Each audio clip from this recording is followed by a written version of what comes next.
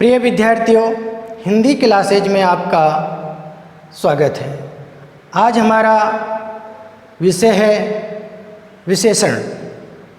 आज हम विशेषण का दूसरा भेद पढ़ेंगे, संख्यावाचक विशेषण।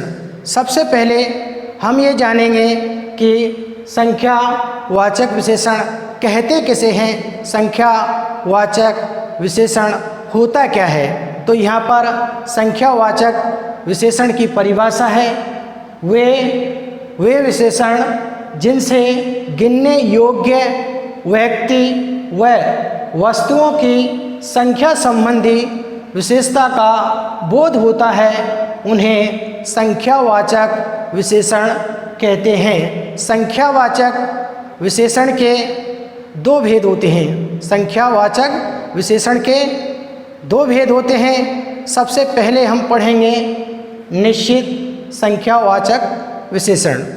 सबसे पहले हम पढ़ेंगे निश्चित संख्यावाचक विशेषण, जो संख्यावाचक विशेषण का पहला भेद है, निश्चित संख्यावाचक विशेषण। तो सबसे पहले हम ये जानेंगे कि निश्चित संख्यावाचक विशेषण कहते किसे हैं, निश्चित संख्यावाचक विशेषण होता क्या है। तो यहाँ पर इसकी परिभाषा है, वे विशेषण जो निश्चित गिनने योग्य संख्या संबंधी विशेषता का बोध कराते हैं, उन्हें निश्चित संख्यावाचक विशेषण कहते हैं। इसके निश्चित संख्यावाचक विशेषण के चार भेद होते हैं। पहला है निश्चित क्रमवाचक संख्यावाचक विशेषण, दूसरा है निश्चित गणनावाचक संख्यावाचक विशेषण, तीसरा है निश्चित आवृत्तिवाचक संख्यावाचक विशेषण और चौथा है निश्चित समुदायवाचक संख्यावाचक विशेषण। सबसे पहले हम पढ़ेंगे क्रमवाचक। क्रमवाचक, इसमें क्रम का बोध होता है। ये वो विशेषण हैं जिनमें क्रम का बोध होता है। जैसे यहाँ उदाहरण द्वारा समझाया गया है, गंगाराम कक्षा में तीसरे स्थान पर है। गंगाराम कक्षा में तीसरे स्थान पर है, तो यहाँ पर इसका तीसरा स्थान आया है। इसका मतलब ये हुआ कि गंगाराम से पहले दो और हैं, पहला और दूसरा। इसके बाद गंगाराम तीसरे स्थान पर है, तो यहाँ एक निश्चित क्रम का बोध हो रहा है। इसलिए हम ये कह सकते हैं कि ये यहाँ पर क्रमवाचक है। इसी तरीके से दूसरा उदाहरण है गणनावाचक। गणनावाचक, इसमें गणना का बोध होता है जिसकी हम गिनती कर सकते हैं। जैसे कल मेरे घर दो मित्र आएंगे। कल मेरे घर दो मित्र आएंगे, तो मित्रों को हम गिन सकते हैं, और उनकी निश्चित संख्या क्या है, 2। तो ये क्या हुआ, निश्चित गणनावाचक संख्यावाचक विशेषण, निश्चित गणनावाचक विशेषण। तो कल मेरे घर दो मित्र आएंगे तो मित्रों को हम गिन सकते हैं, और ये इनकी निश्चित संख्या क्या है, 2 है। तो यहाँ पर गणना का बोध हो रहा है, इसलिए हम कह सकते हैं कि ये उदाहरण है वो निश्चित गणनावाचक विशेषण है। इसी तरीके से हम तीसरा पढ़ते हैं आवृत्तिवाचक।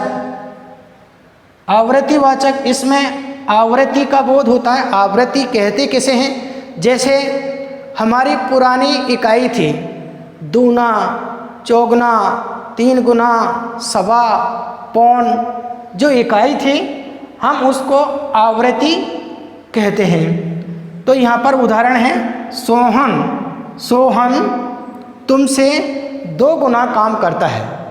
सोहन तुमसे 2 गुना काम करता है।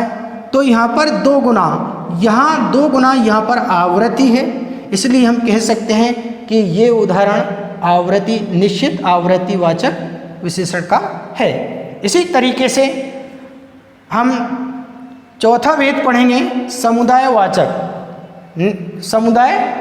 समुदायवाचक में इसमें एक समूह का बोध होता है, उसे हम समुदाय वाचक कहते हैं। जैसे यहाँ उदाहरण द्वारा समझाया गया है, यहाँ से तीनों चले जाओ, यहाँ से तीनों चले जाओ, तो तीनों यहाँ पर एक समूह का बोध हो रहा है, तीनों को चले जाने को कहा गया है, तो यहाँ एक समूह का बोध हो रहा है। इसलिए हम कह सकते हैं कि ये यहाँ से तीनों चले जाओ, ये वाक्य है वो निश्चित समुदाय वाचक विशेषण का है। इस तरीके से आज हमने संख्यावाचक विशेषण की परिभाषा, संख्यावाचक विशेषण के दो भेद होते हैं, निश्चित संख्यावाचक विशेषण और दूसरा है अनिश्चित संख्यावाचक विशेषण, जिसमें से हमने पहला भेद निश्चित संख्यावाचक विशेषण की परिभाषा, इसके भेद विधिवत रूप से हमने पढ़ लिए हैं। अब हम पढ़ेंगे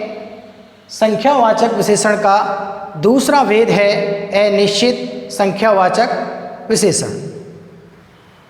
संख्यावाचक विशेषण का दूसरा भेद है अनिश्चित संख्यावाचक विशेषण। सबसे पहले हम ये जानेंगे कि अनिश्चित संख्यावाचक विशेषण होता क्या है, अनिश्चित संख्यावाचक विशेषण कहते किसे हैं। तो यहाँ पर इसकी परिभाषा है, वे विशेषण जिनसे गिनने योग्य निश्चित संख्या का बोध नहीं होता है उन्हें अनिश्चित संख्यावाचक विशेषण कहते हैं। जैसे थोड़ा, कम, बहुत, कुछ, इसमें इत्यादि शब्द आते हैं। जैसे यहाँ पर कुछ उदाहरणों द्वारा समझाया गया है, मुझे कुछ पैसे दो, मुझे कुछ पैसे दो। तो यहाँ पर गिनने योग्य निश्चित संख्या का बोध नहीं होता है, तो यहाँ पर पैसे गिनने योग्य हैं, लेकिन यहाँ पर इनकी निश्चित संख्या का बोध नहीं हो रहा है। मुझे कुछ पैसे दो, यहाँ कुछ शब्द है, इससे पैसों की निश्चित मात्रा का बोध नहीं हो रहा है। यहाँ पर पैसों की अनिश्चित मात्रा का बोध हो रहा है कि पैसे, कुछ पैसे दो, तो कुछ यहाँ पर निश्चित मात्रा नहीं है। कुछ का अर्थ तो कुछ ही होता है, कोई निश्चित नहीं है कि मुझे इतने रुपए या पैसे दो, तो मुझे कुछ पैसे दो। यहाँ पर पैसों को हम गिन सकते हैं, गिनने योग्य हैं, हम पैसों की गणना करते हैं, हम गिनते हैं, लेकिन इनकी पैसे जो हैं इनकी निश्चित गणना का यहाँ पर बोध नहीं हो रहा है कि कितने पैसे दो। तो यहाँ पर कुछ शब्द आ रहा है जिससे यहाँ पर पैसों की अनिश्चित गणना का बोध हो रहा है। इसलिए हम कह सकते हैं कि मुझे कुछ पैसे दो, ये वाक्य है, ये अनिश्चित संख्यावाचक विशेषण का उदाहरण है। इसी तरीके से अब हम पढ़ते हैं दूसरा उदाहरण, कुछ लड़कियां लिख रही हैं, कुछ लड़कियां लिख रही हैं। हम लड़कियों की गणना कर सकते हैं, हम लड़कियों की गणना कर सकते हैं, या लड़कियां जो शब्द है वो गणना योग्य है, लेकिन कुछ शब्द आ रहा है यहाँ पर जिससे यहाँ पर लड़कियों की निश्चित संख्या का बोध नहीं हो रहा है कि कितनी लड़कियां लिख रही हैं। कुछ यहाँ पर दे रखा है, कुछ का अर्थ तो कुछ ही होता है, कोई निश्चित लड़कियों की यहाँ पर संख्या नहीं है। इसलिए हम कह सकते हैं कि कुछ लड़कियां लिख रही हैं, ये वाक्य है, ये अनिश्चित संख्यावाचक विशेषण का उदाहरण है। इस तरीके से आज हमने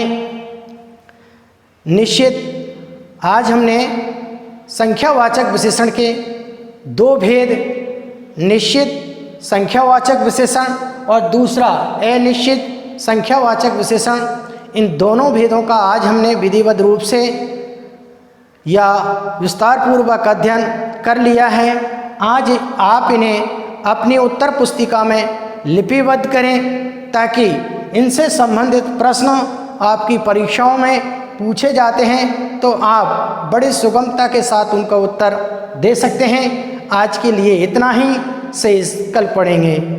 थैंक यू।